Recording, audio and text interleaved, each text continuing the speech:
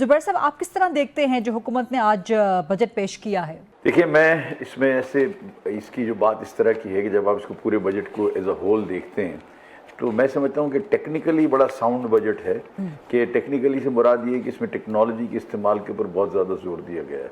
Tax collection में भी, और आपका एआई की बात की गई, आर्टिफिशियल इंटेलिजेंस से हम उसको ट्रैक करेंगे। फिर जो है ना, आपकी जो रियल टाइम के अंदर आप उसकी बात कर रहे हैं, रियल टाइम के अंदर हम उसको ट्रेस करेंगे, रियल टाइम की पीओएस के ऊपर हम डेटा लेंगे, कस्टम के अंदर फेसलेस का होगा। इस लिहाज से तो ये ठीक है, लेकिन अगर आप उसको ये देखें कि हमने टारगेट को बढ़ाया है। पिछले साल हमारा जो टारगेट था वो था आपका 4.2, इस दफ़ा हमने रखा है। पिछले साल हमने रखा था 3.6 और अचीव हमने किया 2.7।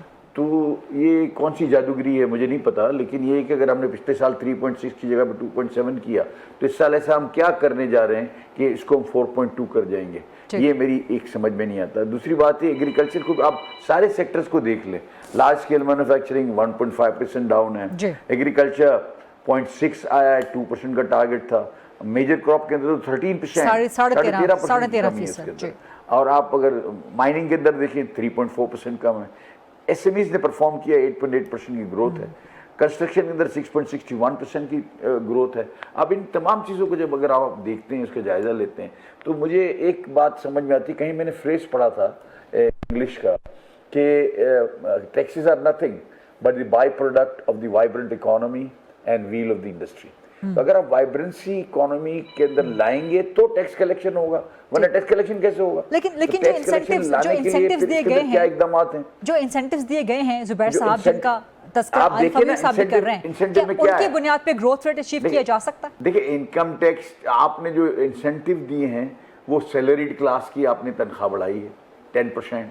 फिर आपने जो इनकम टैक्स आपके जो मेजर जो आपके इंसेंटिव हैं वो उन लोगों के लिए हैं जो कि 6,000 से 12 लाख कमाते हैं, 12 लाख से इतना कमाते हैं, उनको कर दिया। सुपर टैक्स में आपने 0.5% कम कर दिया। मैं इसलिए नहीं कह रहा, हम इसको टारगेट को अचीव करने के लिए हमको क्या करना पड़ेगा? हमको करना पड़ेगा कि एक्सपोर्ट बढ़ानी पड़ेगी, हमको अपने ट्रेड इंडस्ट्रीज लगानी पड़ेंगी, इंडस्ट्रियलाइजेशन, रैपिड इंडस्ट्रियलाइजेशन पे जाना पड़ेगा। हमने सपोर्ट करना पड़ेगा बिजनेस कम्युनिटी को, हमने उनकी कॉस्ट ऑफ डूइंग बिजनेस को और कॉस्ट ऑफ मैन्युफैक्चरिंग को माइन्यूटली देखना पड़ेगा कि हम कहाँ अटक रहे हैं, क्यों हम ज़्यादा माल नहीं बेच पा रहे, क्यों हम जो है ना ये 32-33 के उसके अंदर पड़े हुए हैं, इससे ऊपर जाते ही नहीं, जबकि होम रेमिटेंसेस पहुँच गए 38 बिलियन। इसका जवाब मुझे इसमें नहीं मिलता। बाकी जो है ना, इसका अगर आप बाकी चीज़ें देखिए, काफ़ी इंसेंटिव उन्होंने दिए और ये भी इंसेंटिव है। अगर आप कोई ईमानदार आदमी है, उसके लिए अगर ये एआई के थ्रू काम करते हैं तो फिर तो प्रॉब्लम नहीं हो सकता ना। इसको अगर आप देखें तो नहीं हो सकता। आप जहाँ जिस जगह की बात कर रहे हैं, मुझे इसमें ये बता दें कि कहाँ ये है कि हमने जो है ना एक्सपोर्ट की कॉस्ट को कम करने के लिए काम किया, सिवाय एक जगह पे जब आपने कहा कि 31% बिजली के दाम हमने एनर्जी रिफॉर्म्स के अंदर हम कर देंगे, 31% जाएंगे। तो फिर गैस का क्या होगा? गैस को आपने रिस्ट्रिक्शन कर रहे हैं। आप नेचुरल गैस से महंगी, इंपोर्टेड गैस नेचुरल गैस से सस्ती है, आप उसको इंपोर्टेड गैस को 3500 पे दे रहे हैं, फिर 5% के ऊपर लेवी लगा रहे हैं।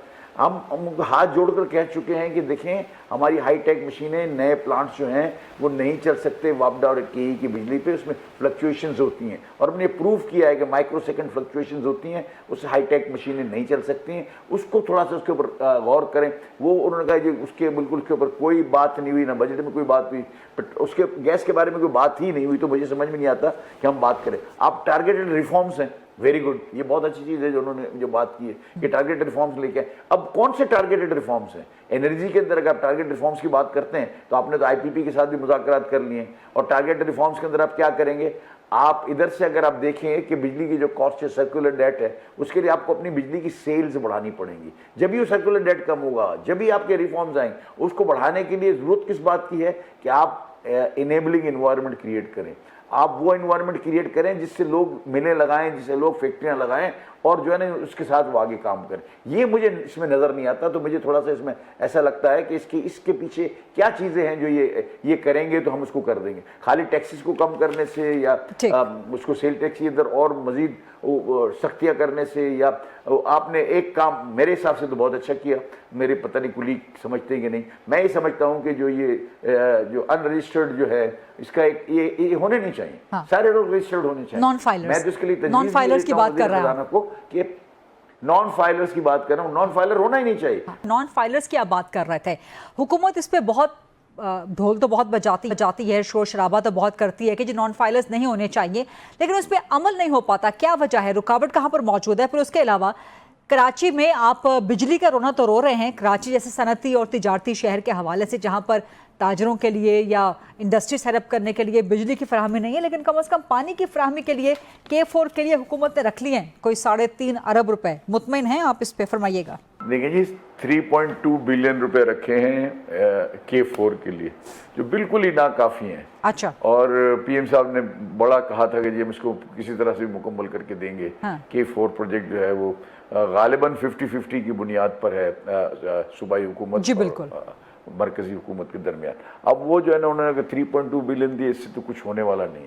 बाकी कराची के अंदर जितना पानी का मसला है, कहीं भी कोई और मसला ले लेंगे, सबसे फर्ज मसला कौन सा है, तो आम आदमी कराची आइट के लिए पानी की दस्तियाबी है। और ये K4 का हम जो पानी नहीं ले रहे, ये सारा समंदर में जा रहा है। तो ये बड़ा जुल्म है कि अगर समंदर में हम पानी फेंक रहे हैं और इंसान जो है वो पानी के बगैर जो है ना वो मर रहे हैं। तो ये जो चीज़ है, इसको मेरे ख्याल से ये बहुत ही कम रकम है जो रखी है।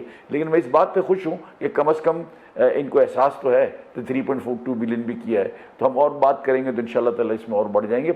ये कराची का बहुत अहम मनसूबा है। और जहाँ तक नॉन फाइलर की बात है, तो मैं कहता हूँ कि एक दफ़ा इसको, मेरा सजेशन ये है कि जैसे 1 जुलाई call it a doomsday, आज आखिरी दिन है, जिसके पास जो कैपिटल डिक्लेयर करना है वो कर दे। आज ये कैपिटल डिक्लेयर हो गया, कल से आपने 22% भी आपके पास नहीं है। सही है, बहुत दफा हुआ ना, सही है, बहुत दफा हुआ। नवाज शरीफ के दौर में करने की कोशिश की गई, पहले दूसरे दौर में इमरान खान के दौर में करने की कोशिश की गई, फिर एमनेस्टी स्कीम्स लाई जाती हैं इसके बावजूद।